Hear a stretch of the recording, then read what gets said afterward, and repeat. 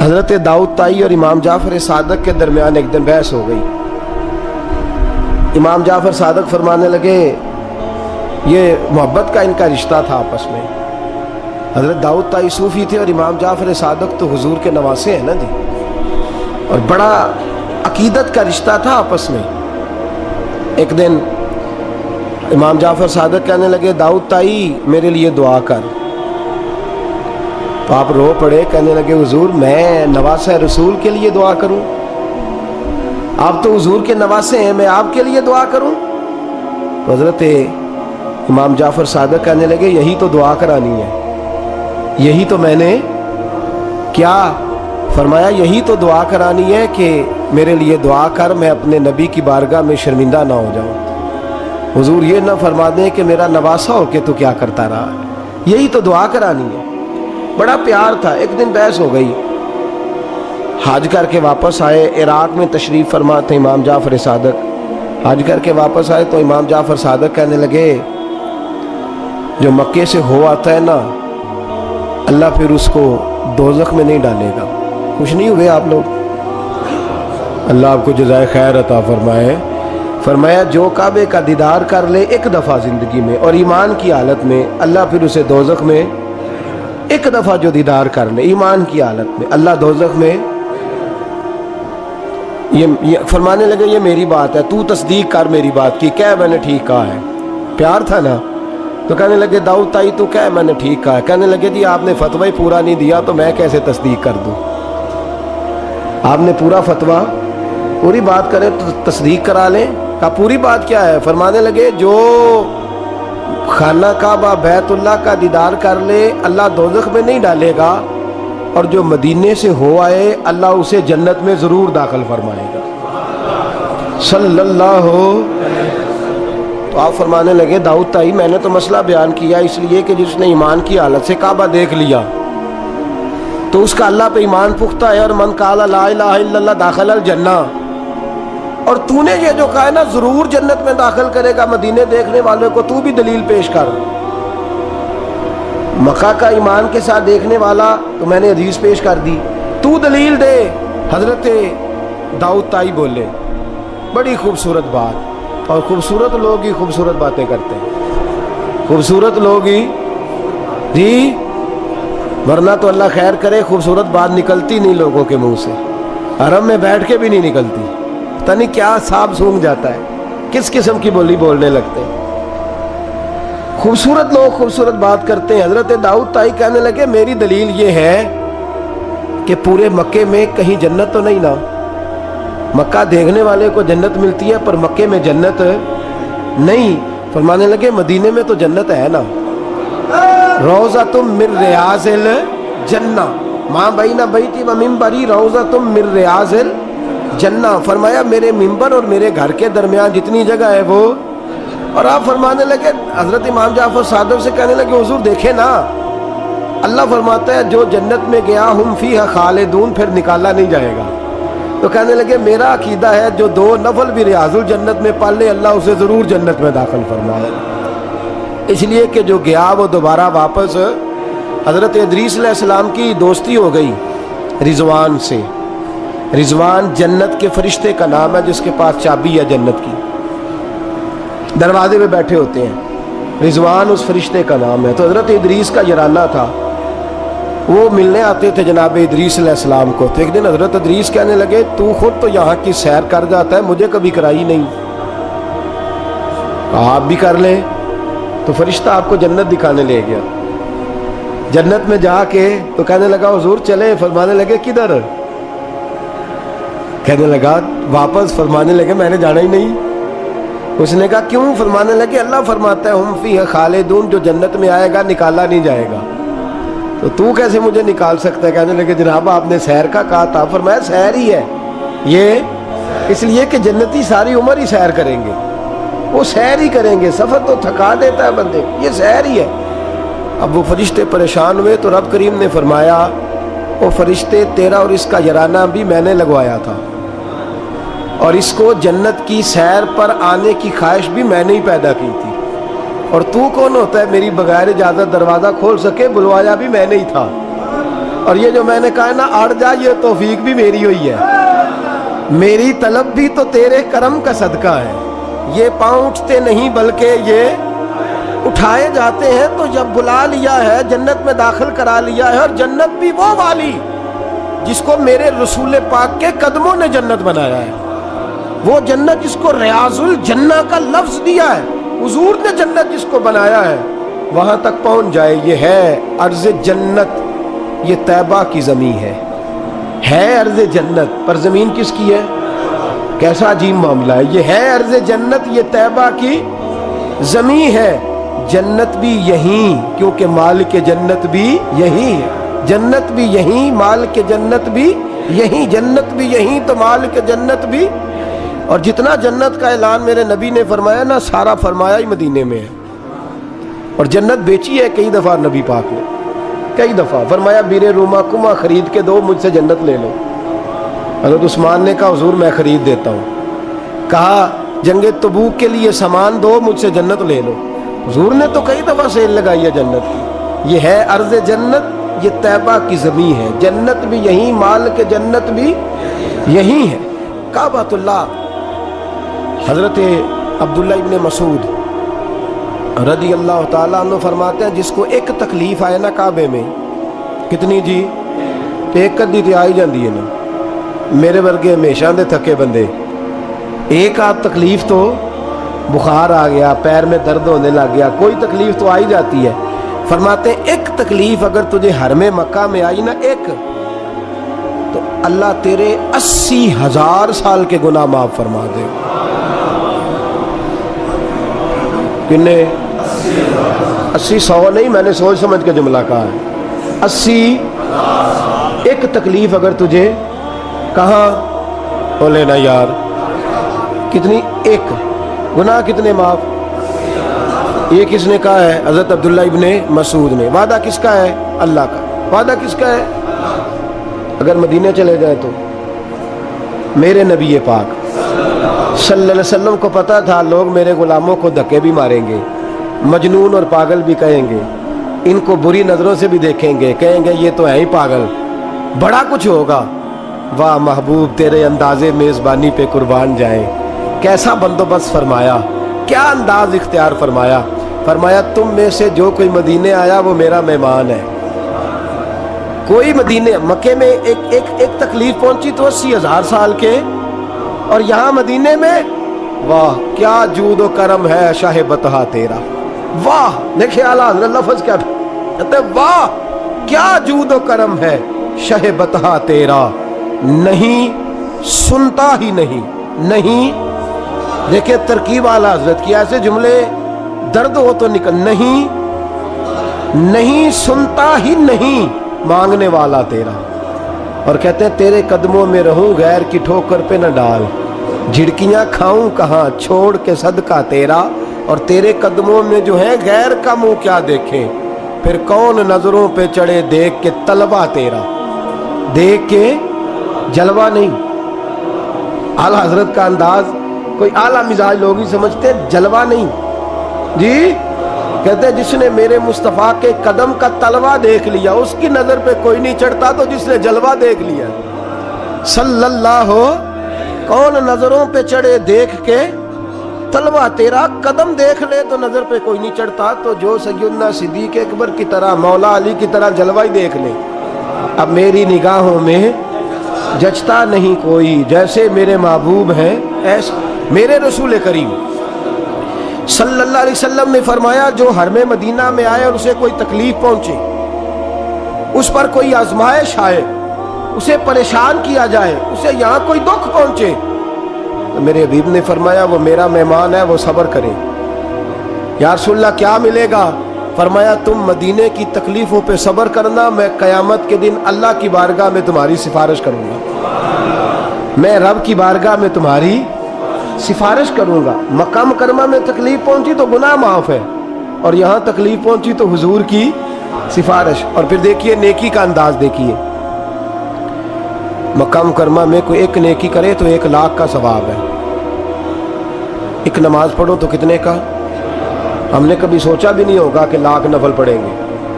ایک طواف کرو تو کتنے طواف کا ثواب؟ ایک بار ایک دفعہ سبحان اللہ پڑھو تو کتنی کا ثواب ہوا؟ 1,00,000 کا ثواب. اور اگر کوئی حج کرنے جائے تو ثواب ڈبل ہو جاتا ہے. اور اگر کوئی رمضان شریف کے مہینے میں جائے تو 1,00,000 کو 70,000 سے ضرب دینی پڑ جاتی ہے. 1,00,000 کو اگر رمضان شریف میں جائے تو یہاں آپ کیلکولیٹر نہ نکال لیجئے گا، اگلی تقریر نہ رہ جائے. 70 کو 1,00,000 سے ضرب دینی پڑتی ہے. یہ نیکیاں ہیں جو اللہ پاک حرم مکہ میں جانے والے کو عطا فرماتا ہے.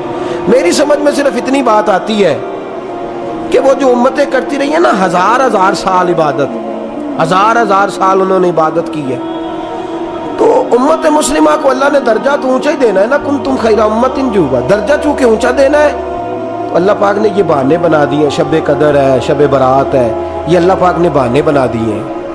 مالک کریم نے یہ بہانے بنائے ہیں.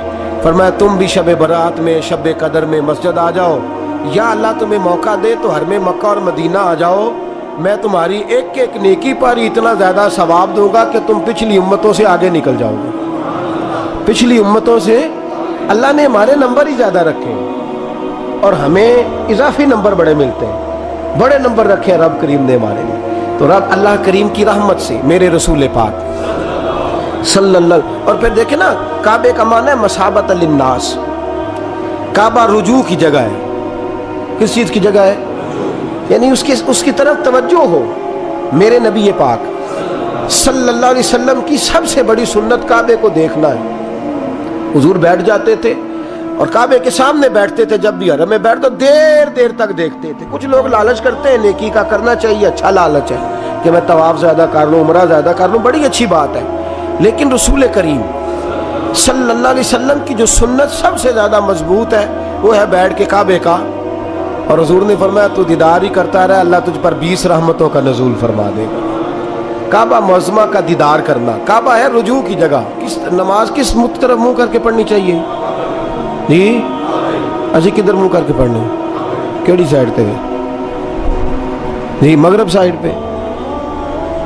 تو جو حرم شریف میں ہو وہ مغرب سائڈ منہ کرے گا، مشرق سائڈ. فَإِنَّمَا تَوَلُّوا فَثَمَّ وَجْهُ اللَّهِ. اللہ فرماتا ہے جدھر مرضی منہ کر لے اللہ کی رحمت ادھر ہی ہے.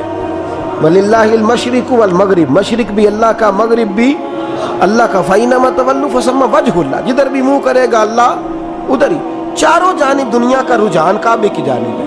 اور یہ جو ہمارا دل کھنچا چلا جاتا ہے نا کعبے کی جانب، کھنچا چلا جاتا ہے، اس کی وجہ یہ ہے کہ نماز اللہ کی اور منہ طرف نماز کس کی؟ منہ طرف. تو ساری زندگی کہتے رہے تو پھر طبیعت تو کھنچے گی نا، کعبے کی طرف کھنچے گی. میرے محبوب کریم صلی اللہ علیہ وسلم کے لفظ بڑے حسین ہیں. محبوب کریم صلی اللہ علیہ وسلم نے فرمایا تو حج اور عمرہ کرنے آئے تو یہ نہ سمجھ میں حاجی یا معتمر ہوں. الحاج والمعتمر وفد اللہ، حج عمرہ کرنے والا اللہ کی جماعت ہے. یہ کس کا گروپ ہے؟ یہ کس کا گروہ ہے؟ اللہ. یہ اللہ کا گروہ ہے.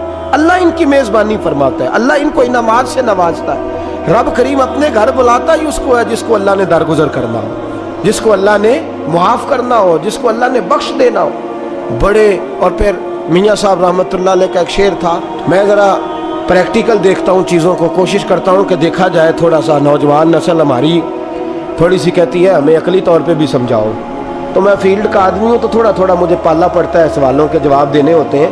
تو میں ہر چیز کو اس کے اصل نقطہ نظر سے دیکھتا ہوں. تو میاں صاحب کا ایک فقرہ تھا، دوسرے والے کی تو سمجھ آتی تھی، پہلے والے کی نہیں آتی تھی. مشہور بڑا تھا، رحمت دا دریا الہی. آتا ہے نا آپ سب کو؟ مینوں نہ سناؤ تو وکری گل ہے، ویسے آتا ہے. رحمت کا دریا الہی تے جے ایک قطرہ. وہ جے ایک قطرے والی تو سمجھ میں بات آتی تھی، لیکن وہ جڑا ہر دم وگدا ہے وہ ظاہری آنکھوں سے نظر، کئی دفعہ ہمیں نظر، صاحب نظر لوگوں کو آتا ہے، باطن میں تو نظر آتا ہے، محسوس ہوتا ہے، لیکن ظاہر نظر یہ کسی نے دیکھنا ہو تو مکے مدینے جا کے نظر آتا ہے. رحمت دا دریا الہی ہر دم، ایک دم نہیں، ہر مدینے کی جس گلی پہ نظر کریں نا آپ ریلا ہی آ رہا ہے. مکے کی جس گلی پہ نظر کریں، وہ یہاں ایک جھوٹ بولتے ہیں ہمارے سیاستدان، کہتے ہیں یہ ٹھاٹھے مارتا سمندر، حالانکہ وہ نہر بھی نہیں ہوتی لوگوں کی. ٹھاٹھے مارتا سمندر، پتہ نہیں کدھر ٹھاٹھے لگ رہی ہے، اللہ ہی جانتا ہے. اور جو بھی شروع کرتا ہے بات یہیں سے حرم شریف جا کے پتہ چلتا ہے ٹھاٹھے مارتا سمندر کس کو کہتے ہیں۔ رحمت دا دریا الہی ہر دم ہی وگدا تیرا تے جے ایک قطرہ بخشے مینوں کام فرمایا یہ تو نیکی نہیں کہ منہ مشرق کی جانب کرو یا مغرب کی جانب کرو۔ یا اللہ نیکی کیا ہے؟ فرمایا نیکی وَلَٰكِنَّ الْبِرَّ مَنْ آمَنَ بِاللَّهِ وَالْيَوْمِ الْآخِرِ، فرمایا نیکی تو یہ ہے کہ اللہ اور آخرت پر ایمان لاؤ۔ نیکی ایمان کا نام ہے۔ پھر فرمایا فرشتوں پر، کتابوں پر، نبیوں پر ایمان لاؤ اور اپنا مال خرچ کرو اللہ کی محبت میں، رشتہ داروں پر، یتیموں پر، مسکینوں پر، مسافروں پر، مانگنے والوں پر، غلام آزاد کرانے کے لیے۔ اور فرمایا نیکی تو یہ ہے کہ نماز قائم کرو، زکوٰۃ ادا کرو، اپنے وعدے پورے کرو جب تم وعدہ کر لیتے ہو، اور جب تمہیں کوئی مصیبت پہنچے اس پر صبر کرو۔ فرمایا اولئک الذین صدقوا، یہ وہ لوگ ہیں جو نیکی کے دعوے میں سچے ہیں، جو ایمان بھی لائیں، خرچ بھی کریں، مصیبت پر صبر بھی کریں۔ یہ وہ لوگ ہیں جو ایمان کے دعوے میں سچے ہیں۔ وَأُولَئِكَ هُمُ الْمُتَّقُونَ، اور یہ وہ لوگ ہیں جو پرہیزگار ہیں اللہ سے۔ آگے یہ آیت جس میں اللہ نے قصاص کا حکم دیا ہے، بدلہ لینے کا، یہ حکم اسٹیٹ کے لیے ہے، حکمرانوں کے لیے۔ فرمایا کہ جب کوئی شخص کسی کے ساتھ کوئی ظلم کرے تو پھر اس کا بدلہ لو۔ تو کس طرح بدلہ لینا ہے؟ فرمایا الحر بالحر والعبد بالعبد والانثى بالانثى، آزاد کے بدلے آزاد، غلام کے بدلے غلام، عورت کے بدلے عورت۔ ہاں اگر کوئی وارث معاف کر دے تو بات الگ ہے، ورنہ بدلہ لو۔ اور قرآن مجید نے یہاں ارشاد فرمایا کہ اگر تم بدلہ لو گے تو زندگی ملے گی، تمہیں زندگی ملے گی۔ اگر حکمران مجرموں کو سزا دیں گے تو باقی لوگوں کی زندگی محفوظ رہے گی، بچے گی۔ حکم دیا گیا یہاں کہ بدلہ لیا جائے۔ پھر جب ہم چھٹے سے 7ویں رکوع کی طرف چلتے ہیں تو اس میں اللہ نے روزے کا حکم دیا، رمضان کی فضیلت بیان کی، اور ارشاد فرمایا گیا کہ جو روزہ نہ رکھ سکے وہ فدیۃ طعام المسکین، جو تو مریض ہو، بیمار ہو، وہ تو اتنے روزے جو ہے وہ اگلے دنوں میں رکھ لے۔ اور آگے جا کے یہ بھی بتایا گیا کہ جو زیادہ ہی بیمار ہو پھر وہ ایک مسکین کا فدیہ دے دے، کھانا دے دے۔ پھر اسی آیہ کریمہ میں رب کریم نے فرمایا اگر تم مجھ سے دعا مانگو گے اسی رکوع میں تو فرمایا میں تمہاری دعاؤں کو بھی ضرور قبول کروں گا۔ پھر اسی میں بتایا گیا کہ رات کے وقت تمہیں کھانے کی بھی اجازت ہے اور عمل زوجیت کی بھی تمہیں اجازت دی جاتی ہے۔ اسی طریقے سے پھر آگے اللہ تبارک و تعالیٰ نے حج کے مہینوں کے بارے میں علامتیں ارشاد فرمائیں اور مسائل حج کچھ آگے جا کے بیان کیے۔ اور ایک اور غلط رسم لوگ رسمیں بنا لیتے ہیں نا، ایک اور رسم تھی کہ یہودی اور عیسائی جب حج کرتے تھے نا احرام باندھ لیتے تھے، پھر دروازے سے گھر میں داخل نہیں ہوتے تھے، اوپر سے چھلانگ لگا کے کہ اب ہم پاک ہو گئے۔ تو دروازہ چونکہ گناہگار ہے، اس کے بیچ سے گناہگار آتے جاتے رہے ہیں، لہذا دروازے سے نہیں گزرتے تھے۔ تو اللہ کریم نے فرمایا یہ کوئی نیکی نہیں، یہ کوئی طریقہ نہیں کہ تم دروازوں سے نہ گزرو۔ وَلَٰكِنَّ الْبِرَّ مَنِ اتَّقَىٰ، دروازے کے اوپر سے چھلانگ لگانا نیکی نہیں، بلکہ نیکی تو یہ ہے کہ اللہ سے ڈرنا شروع کر دو۔ حج کے بعد پاک صاف ہو جاؤ، ڈرنا شروع کرو، یہ اصل میں نیکی ہے۔ تو پھر اللہ تبارک و تعالیٰ نے حج کے مسائل کافی تفصیل کے ساتھ، چونکہ وہ فقہی مسائل ہیں اور پوری اس کی جزیات ہیں، لہذا وہ ایک نشست میں کرنے کی بات نہیں، تو رب کریم نے وہاں مشعر حرام کا بھی ذکر فرمایا اور ان سب چیزوں کی طرف نشاندہی فرمائی جن پر توجہ کرنا امت مسلمہ کے لیے بڑا ہی ضروری ہے۔ پھر آگے 8ویں رکوع تک یہ باتیں مختلف انداز میں چلتی رہی۔ پھر 9ویں سے 10ویں رکوع میں ایک بات رب کریم نے یہ ارشاد فرمائی کہ میں نے کافروں کی نظر میں نا، جب انہوں نے میری نافرمانی کی ہے، میرے کلمہ نہیں پڑھا، میرے محبوب کو نہیں مانا، قرآن مجید کو نہیں مانا، تو فرمایا میں نے دنیا کی زندگی ان کے سامنے مزین کر دی۔ یہ بڑی سمجھنے والی بات۔ فرمایا زُيِّنَ لِلَّذِينَ كَفَرُوا، وہ جنہوں نے کفر کیا تھا نا ان کے لیے زینت دے دی کسے؟ حیات الدنیا، دنیا کی زندگی کو اللہ نے نا ان کے لیے حسین کر دی، انہیں بڑے اچھے لگتے ہیں، یہ میری جائیداد ہے، یہ میرا باغ ہے، او میری حویلی ہے، یہ سارے میرے جناب بنگلے۔ فرمایا یہ چیزیں ہم نے کافروں کی نظر میں پھر پیاری کر دی۔ سمجھیے گا بات، یہ کافر کا طریقہ ہے، जब दुनिया दारी का माल देखता है तो उसकी आंखें खिल जाती हैं, बड़ा राजी होता है। मोमिन का ये तरीका, मोमिन किस बात पे राजी होता है? अल्लाह तबारक व तआला की रजा पे मोमिन राजी होता है। इस चीज को अल्लाह करीम ने यहाँ बयान फरमाया। फिर इससे आगे जो हुर्मत वाले महीने हैं उन महीनों का जिक्र किया गया। फिर अल्लाह तबारक व तआला ने जुए और शराब को हराम करार दिया। 219 नंबर आयत है, इसी रुकू में अल्लाह तबारक व तआला ने उसका भी तज़किरा फरमाया।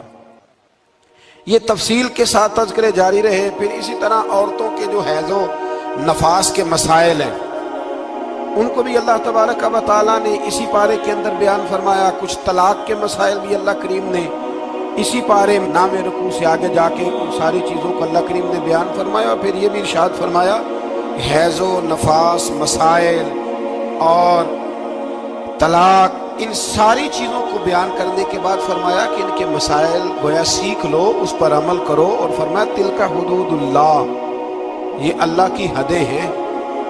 फला तअतदूहा, अल्लाह की हदों से आगे न गुजरना। ये वो बाउंड्री है जो अल्लाह ने बनाई है, ये हुक्म वो हैं जो रब ने दिए हैं, तो इनसे आगे ना जाना।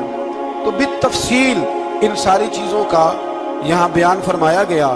और वो मसाइल जो बड़ी तेज़ी से लोग उलझा देते हैं उनका भी अल्लाह करीम ने यहाँ जिक्र फरमाया। बीच में कुछ आयात ऐसी हैं जो ज़्यादा तवज्जो के काबिल हैं और हमारी रोज़मर्रा की ज़िंदगी में हमें उनकी बड़ी अशद ज़रूरत है। जो अगरचे मसाइल फ़िक़ा तो नहीं, लेकिन ज़रूरत के लिहाज से, रोज़मर्रा के इखलाकी रवैयों के लिहाज से उसकी बड़ी ज़रूरत है। उन चंद आयात का भी हमने इंतखाब किया, इंशाअल्लाह उस पर भी कुछ बात करता हूँ। इस पारे के आखिर में ना अल्लाह करीम ने एक वाक़या बयान फरमाया। इसमें अल्लाह तबारक व तआला ने ना बनी इसराइल का एक वाक़या बड़ी तफसील के साथ, और वो इस पारे के इख्तिताम पर अक़ीदे के लिहाज से, नज़रिए के लिहाज से, समझने के लिहाज से बड़ी अहम चीज़ है, उस पर ज़रूर गौर फरमाएँ। वो ये हुआ कि बनी इसराइल के अंदर हमेशा ऐसे होता था कि अल्लाह तबारक व तआला एक पैगंबर और एक बादशाह, बनी इसराइल के अंदर हमेशा नबी और बादशाह मौजूद रहते थे। एक वक्त ऐसा आया कि बनी इसराइल में कोई नबी नहीं थे और बनी इसराइल का जो अपना इलाका था ना वो मुल्क शाम है। तो कौम में अमाल का एक कौम थी और बड़े सख्त गिर लोग थे। उन्होंने बनी इसराइल वालों के साथ लड़ाई की, जिहाद किया और इन्हें इनके इलाके से निकाल दिया। और कुछ हज़रत यूसुफ अलैहिस्सलाम के ज़माने में वैसे भी एक बहुत बड़ी तादाद जाके मिस्र में आबाद हो गई थी। अब ये हुआ कि इनके पास कोई बादशाह नहीं है, ये बार बार दुआ करते हैं, इल्तिजा करते हैं। तो अल्लाह ताला ने एक पैगंबर इन्हें अता किए जिनके मुख्तलिफ नाम किताबों में हैं। सदरुल अफ़ाज़ल रहमतुल्लाह अलैह ने तफसीर ख़ज़ाइनुल इरफ़ान के अंदर उनका नाम हज़रत शमवील अलैहिस्सलाम लिखा है। हज़रत शमवील अलैहिस्सलाम को अल्लाह ताला ने नबुव्वत अता फरमाई। और जब हज़रत शमवील अलैहिस्सलाम अल्लाह के नबी हुए, बनी इसराइल वालों को यकीन आया कि अल्लाह ने अल्हम्दुलिल्लाह हमें एक नबी के झंडे तले जमा कर दिया है, तो फिर उन्होंने कहा कि आप हमारे सामने एक बादशाह भी मुकर्रर करें ताकि हम उसकी सरपरस्ती में जिहाद करें। जब इन्होंने ये बात की तो अल्लाह तबारक व तआला ने हज़रत शमवील अलैहिस्सलाम के ज़िम्मे लगाया। तो एक उस ज़माने में अल्लाह के नेक बंदे थे, जनाब तालूत अलैहिस्सलाम उनका नाम था। तो हज़रत शमवील अलैहिस्सलाम ने उन्हें कहा कि अल्लाह करीम ने ना तुम्हारा बादशाह तालूत को बनाया है। उनका नाम भी कुरान मजीद ने जिक्र फरमाया है। तो बनी इसराइल के लोग कहने लगे ये तो गरीब आदमी है, वो बकरियां चराया करते थे, लेकिन इल्म में बड़े पुख्ता थे, वजूद में बड़े ताकतवर थे। तो कहा कि ये तो गरीब आदमी है, तो हम तो ज़्यादा हक रखते थे कि हमें बादशाह बनाया जाए। तो हज़रत तालूत अलैहिस्सलाम के बादशाह बनने के बाद हज़रत शमील अलैहिस्सलाम ने जो बात की, अल्लाह करीम ने उसे कुरान मजीद में बयान फरमाया। रब फरमाता है बस्ततन फिल इल्म वल जिस्म, इसे इसलिए तुम्हारा बादशाह बनाया गया है कि इसे हमने कुशादगी दी है, इल्म में भी और जिस्म में भी। बड़े माशाल्लाह मोटे ताज़े थे, वजूद बड़ा ताकतवर था। कुछ मोटे ताज़े होते हैं पर ताकतवर नहीं होते, मोटे ताज़े भी थे और ताकतवर भी थे। फरमाया कि वजूद में भी ताकत है और इल्म में भी अल्लाह ने इन्हें वुसअत अता फरमाई। तो बनी इसराइल वाले कहने लगे जी नहीं जी कोई बंदा और आ जाए, ये हमारा बहुत बड़ा मसला है ना जी, हर एक की मर्जी की ना तो बात हो सकती है और ना हर बंदा हर एक की मर्जी पर पूरा। कहने लगे नहीं जी कोई और होना चाहिए था, हमें कैसे पता चलेगा कि अल्लाह ने मुकर्रर किया है। बड़ी खास बात है, इसको समझिएगा, ये सारा मजमून आपको मिलेगा इसी पारे के आखिर में आप पढ़ेंगे ना जी, तो ये सारा मजमून आपको मिलेगा और आप अगर सरसरी नजर से भी इसका मुताला करेंगे ना, जाके कुरान शरीफ खोल के 15वें से 16वें रुकू में आप खुश होंगे कि आप कितने अच्छे नजरिए और अकीदे के मानने वाले हैं। तो जब कहा ना कि तालूत को हमारा बादशाह बनाया गया तो दलील क्या है, तो कुरान कहता है कि हजरत शमूएल अलैहिस्सलाम ने फरमाया कि तुम्हारा एक ताबूत था, एक संदूक था तुम्हारे पास, वो संदूक तुम्हारा कौमे उमाल का उठा के ले गई थी। इनके बादशाह होने की दलील ये है कि अल्लाह तुम्हारा वो संदूक तुम्हें वापस कर दे, वो तुम्हारा संदूक तुम्हें वापस कर देगा। उस संदूक में क्या है, वो हजरत आदम जन्नत से साथ लेके आए थे, उसमें था क्या, तो कुरान मजीद कहता है कि उसके अंदर ना हजरत हारून अलैहिस्सलाम और हजरत मूसा अलैहिस्सलाम के तबर्रुकात थे।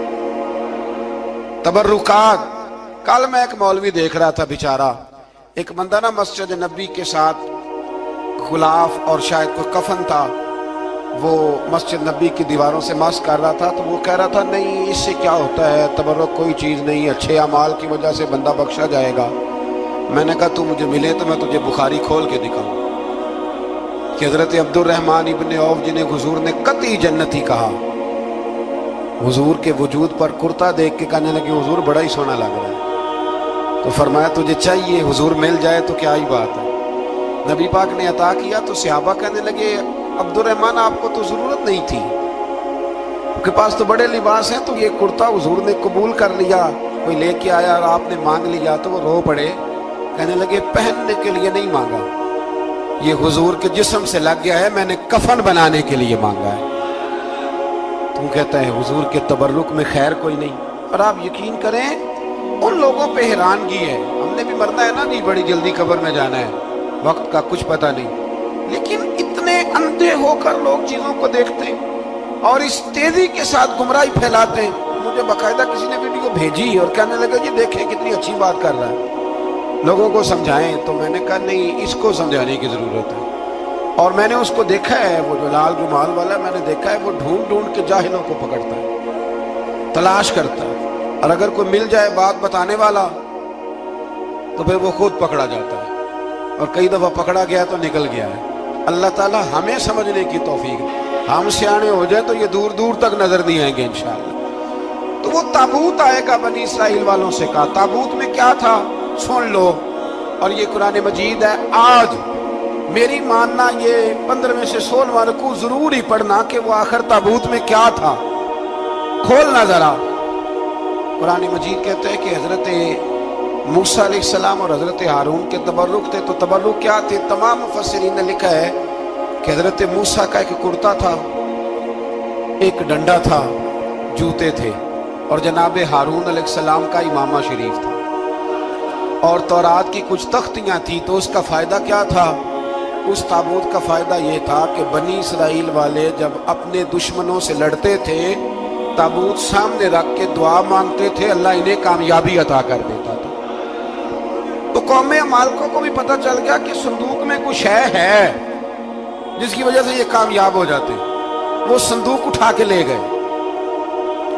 अब उनकी कमबख्ती ये, कम नसीबी ये, उन्होंने जाके उसे रूढ़ी पे फेंक दिया। जब रूढ़ी पे फेंका तो उनके अंदर बीमारियां आ गई, वबाएं फूट पड़ी, मरने लगे, वजूद फूलने लगा। फिर उनके दिलों में बात आई कि ये हमने इस संदूक की बेअदबी की है। संदूक में क्या है, तबर्रुकात। हमें कहते हैं जी नालैन का नक्शा क्यों लगाया है, तुम्हारे तो बुजुर्गों का कीदा है, सर पे रखने को मिल जाए अगर नक्शे ना ले पाके हुजूर, तो फिर कहेंगे कि हाँ ताजदार हम भी हैं। तो कहा कि उसके अंदर ये तबर्रुकात थे, उन्हें भी समझ में आई। तो उन्होंने ना बैलगाड़ी मंगाई और वो संदूक उठा के उसके ऊपर रख दिया। اب کیا ہوا؟ قرآن کہتا ہے کہ فرشتوں نے نا اس صندوق کو وہاں سے اٹھایا۔ مفسرین نے لکھا ہے اس کا معنی یہ بھی ہو سکتا ہے کہ اس بیل گاڑی کو ڈائریکشن پہ لگایا۔ ادھر سے حضرت شمویل علیہ السلام نے جناب طالوت کو بادشاہ بنا دیا، اور ادھر سے وہ صندوق چل پڑا۔ کہا بھئی ہم ان کو کیسے بادشاہ مانے؟ تو فرمایا بادشاہ اس طرح مانو گے کہ تمہارا وہ صندوق آ جائے گا، اور قرآن کہتے ہیں اس صندوق میں تمہارے دلوں کا سکون ہے، اس میں تمہارے دلوں کا۔ اور بھائی ہماری تو کوشش ہوتی ہے بزرگوں سے کوئی چیز مل جائے، اللہ والوں کا کوئی تبرک ہمارے ہاتھ آ جائے۔ تو وہ صندوق آ گیا، یہ مان گئے۔ اب جہاد کرنے نکلے تو لڑنا تھا جالوت کی قوم کے ساتھ۔ وہ بڑا سخت آدمی تھا، 3 من سونا اس نے وجود پہ پہنا ہوتا تھا۔ اس کی قوم سے لڑنا ہے، ٹوپی بڑی تگڑی پہنی ہوتی تھی لوہے کی۔ اب کون لڑے؟ ایک نوجوان تھے جن کا نام تھا داؤد علیہ السلام، وہ بھی بکریاں چرایا کرتے تھے۔ اور جن دنوں حضرت طالوت نکلے نا اپنی قوم کو لے کر جالوت کے خلاف لڑنے، تو حضرت داؤد بھی شامل ہو گئے۔ اللہ جب کسی کو نوازتا ہے نا تو پھر خاص ہی کرم نوازی کرتا ہے۔ مفسرین نے لکھا جب یہ جا رہے تھے نا، وہاں جا رہے تھے تو رستے میں انہیں 3 پتھر مل گئے۔ انہوں نے وہ تینوں پتھر اٹھا لیے۔ اس زمانے میں پتھر پھینکنے کے لیے چھوٹی چھوٹی لوگوں کے پاس چیزیں ہوا کرتی تھی، اس کو کوپھن بھی لوگ کہتے تھے، منجنیق، اس کو سامنے رکھ کے پھر بنائی گئی۔ تو آپ کے پاس بھی وہ آلہ تھا جس سے دشمن پر پتھر مارے جاتے تھے۔ آپ وہ مشین لے کر، وہ آلہ لے کر وہاں پہنچے ہوئے تھے، 3 پتھر آپ کے پاس تھے۔ آپ فرماتے اس دن میں بڑا بیمار تھا، اتنا بیمار تھا کہ میرا رنگ پیلا ہو گیا۔ اب وہ جالوت کے سامنے کوئی نہیں جاتا تھا، تو جناب طالوت کہنے لگے کہ جو جالوت کو مارے گا نا، یعنی ان کے بادشاہ کو اس قوم کے، تو میں اسے اپنی آدھی سلطنت بھی دے دوں گا اور اپنی بیٹی کا نکاح بھی اس کے ساتھ کر دوں گا۔ دیکھیں اللہ نوازتا ہے تو کس انداز میں نوازتا ہے۔ تو حضرت داؤد کہتے ہیں وہ دور کھڑا تھا تو میں نے نا 3 پتھر مارے۔ بھئی ہمت کرنا تو ہمارے ذمہ ہے کہ نہیں؟ میری ملت کا جوان کہتا ہے میں نے کرنا کرانا کچھ نہیں، یعنی اگر آپ کہیں نا کچھ کرو تو پھر وہ کوئی کام کرنے کی مطلب معاملہ۔ وہ مجھے کل ایک سنگی کہہ رہے تھے، کہنے لگے جی اللہ کے فضل سے کچھ بھی نہیں کرنا پڑا، مرشد نے نظر کر دی۔ میں کہا میں ملوں گی تو میں انہوں سمجھاواں گا کہ کچھ کرا کے نظر کریا کرو، کیونکہ میرے وہ دوست ہیں، میں انہیں جانتا ہوں۔ نظر میں بڑا کچھ ہوتا ہے، لیکن اللہ بھی تو بندے پہ بڑی نظر رحمت کرتا ہے نا۔ لیکن کہتا ہے 5 نمازیں پڑھ، رمضان کے روزے رکھ، زکوٰۃ فرض ہو تو ادا کر، یہ سارے کام کر، سچ بول، دیانتداری کر، پھر میں اپنے فضل سے تجھے جنت عطا کروں۔ تو یہ جو رویہ ہم نے بنایا یہ درست نہیں۔ تو فرماتے ہیں 3 پتھر میں نے مارے، اللہ نے اتنا فضل کیا کہ وہ بھی مر گیا، اور اس سے چھو کے میرے پتھر آگے بڑھے تو اس کی فوج کے 30 آدمی بھی مر گئے۔ 3 پتھروں سے 31 بندے اللہ نے مار دیے۔ فرماتے اس لیے کہ ہاتھ میرے تھے اور طاقتیں میرے رب کریم کی تھی۔ تو حضرت داؤد علیہ السلام کے حصے میں جناب طالوت کی صاحبزادی بھی آئی، آدھی سلطنت بھی آئی۔ کافی سال حضرت طالوت حیات رہے، پھر ان کا وصال ہو گیا، تو ساری سلطنت حضرت داؤد کو ملی، اور پھر اللہ تبارک و تعالیٰ نے انہیں نبوت بھی عطا فرمائی۔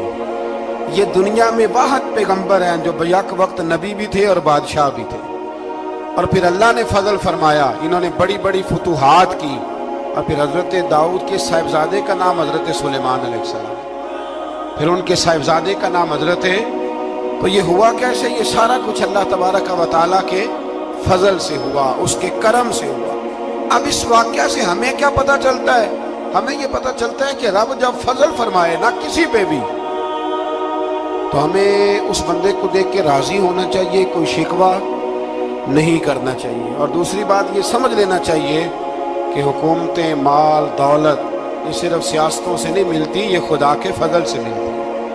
اور یہ بھی سمجھ لینا چاہیے کہ جو بزرگوں کے تبرکات ہوتے ہیں ان کی کیا ہی بات ہوتی ہے۔ چند باتیں ایسی تھیں کہ میرا دل کرتا تھا ان کو دہرایا جائے، اور خاص کر کے ان باتوں پر توجہ کی جائے۔ یہاں نا اللہ تبارک و تعالیٰ نے ان باتوں میں سے ایک بات کا ذکر فرمایا ہے۔ یہاں 207 نمبر جو آیت ہے نا، इसी पारे की, उसमें अल्लाह करीम ने फरमाया कुछ लोग ऐसे हैं जो अपनी जानें ही अल्लाह के हवाले कर देते हैं। जिंदगी का मकसद ही दीन होता है, लुटा देते हैं। ये नाजिल कब हुई? यह आयत मुबारक हजरत सुहैब रूमी के बारे में नाजिल हुई। हजरत सुहैब रूमी रदी अल्लाह तआला अन्हु बड़े मालदार थे। मक्के से जब चले ना तो सारा माल मक्के में छोड़ दिया, इसलिए कि अल्लाह के रसूल मदीने चले गए। फरमाते हैं फिर मैंने मालो दौलत की परवाह नहीं की, फिर मैंने ये सोचा कि मैंने अपने हबीब के पास तय्यबा के लिए जब निकला तो कुफार ने, कुरैश मक्का ने रोका, हम नहीं जाने देंगे। तो हज़रत सुहैब रूमी फरमाने लगे भी सुनो, मैं कमजोर नहीं, मैं ताकतवर आदमी हूँ, और तुम में से कोई ऐसा माई का लाल नहीं जो तीर चलाने में मुझसे ज्यादा सियाना हो, तलवार चलाने में मुझसे ज्यादा अक्लमंद हो। जाना मदीने मैंने है। अब यह है कि तुम बताओ मेरे साथ तीनों तलवारों से लड़ोगे या मैं तुम्हें एक सौदा बताऊंगा, सौदा करोगे? कुरैश कहने लगे सौदा क्या है? कहने लगे मेरा बड़ा माल है, मैं मक्के में दफन करके आया हूं, तुम मुझे मदीने जाने दो, मैं तुम्हें सारे माल का पता बता देता हूं। हजारों लाखों में था माल तिजारत। देखें जब सहाबा मदीने जाते थे तो कितनी कीमत दे के जाया करते थे। तुम मुझे जाने दो, मैं तुम्हें वहां का पता बताता हूं। उन्होंने कहा जी बात ठीक है, आप पता बता दें। हज़रत सुहैब ने सारी जिंदगी की जमा पूंजी हजारों लाखों में सारी दे दी और मदीने के लिए तैयार हो गए। अल्लाह करीम ने इस बात को बड़ा ही पसंद फरमाया और फरमाया व मिनन नासी मन यशरी नफ्सहु इब्तिगा मरदातिल्लाह। फरमाया कुछ लोग ऐसे हैं जो अपनी जानें ही बेच देते हैं अल्लाह की रिजा हासिल करने के लिए, अपनी जानें बेच देते हैं। नफ्सहु इब्तिगा मरदातिल्लाह, अल्लाह की रजा हासिल करने के लिए अपनी जानों को बेच देते हैं। तो फरमाया फिर अल्लाह क्या करता है? फरमाया वल्लाहु रऊफुम बिल इबाद, फिर अल्लाह भी अपने बंदों पर बड़ा ही रहम फरमाने वाला है। जब ये सारा माल दे के मदीने पहुंचे ना तो इनके इस्तकबाल के लिए जनाब उमर पहले से मौजूद थे। हजरत उमर रिसीव करके नबी करीम की बारगाह में ले गए तो फरमाते हैं हुजूर ने मुझे देखते ही फरमाया सुहेब, जिंदगी में तुमने बड़ी तिजारतें की होंगी, पर ये जो तूने सौदा किया है ना ये बड़ा ही नफे वाला किया है। ये जो सौदा फरमाया ये तूने बड़ा, तो दीन के लिए जब आप कोई काम करते हैं तो ये सौदा बड़ा नफे वाला। एक मजमून और यहाँ है 216 नंबर आयत में, वो भी बड़ा ही समझने वाला है। अल्लाह करीम ने जब जिहाद फर्ज किया ना तो फरमाया कुतिबा अलैकुमुल किताल, हमने तुम पर कत्ल करना, किताल करना फर्ज किया है। फरमाया हो सकता है तुम्हें ये कराहत महसूस हो, मुश्किल लगे, बुरा लगे। एक बात जो आज की नसीहत है और मज़ामीने कुरान जो हम सीख रहे हैं उसके अंदर से हमें ये खास चीज है जिसको समझना चाहिए। अल्लाह करीम ने फरमाया कि तुम पर जिहाद फर्ज किया गया है, वाहुवा कुरहुल लकुम, हो सकता है तुम्हें ना पसंद हो, तो एक ना सारी जिंदगी के लिए एक नसीहत कर दी। फरमाया व असा अन तकरहू शैया, हो सकता है तुम किसी चीज को नापसंद करो, वहुवा खैरुल लकुम, और वो तुम्हारे लिए अच्छी हो। अल्लाह अकबर। ये वो बात है अगर समझ में आ गई तो कलेजा ठंडा हो गया, जिंदगी सुकून में आ गई।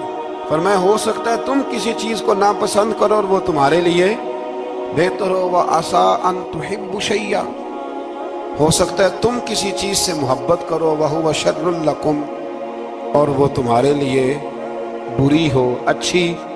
बस मेरे रब ने एक बात मुसलमान को बता दी जो जीने के लिए बड़ी काफी है। फरमाया तुम मेरे और मेरे रसूल के हुक्म पर चलो। क्यों? इसलिए कि वल्लाहु यअलमु व अंतुम ला तअलमून, अल्लाह जानता है तुम नहीं जानते। अल्लाह के तरीकों के मुताबिक, रसूलुल्लाह के बताए हुए तरीकों के मुताबिक चलो। अल्लाह जानता है, हम जानते नहीं। तो कुरान मजीद की इस नसीहत पर जरूर गौर करें। एक शख्स ने एक दफा अपनी बीवी की बड़ी शिकायतें की नबी करीम की बारगाह, तो रसूल करीम अलैहिस्सलाम ने फरमाया हो सकता है अल्लाह तुम्हें उसमें से ऐसी औलाद अता कर दे जो तेरे लिए बाइसे खैर हो। जो चीजें हम नापसंद करते हैं बाज़ औक़ात उसी में से अल्लाह ताला हमारे लिए खैर कर दे।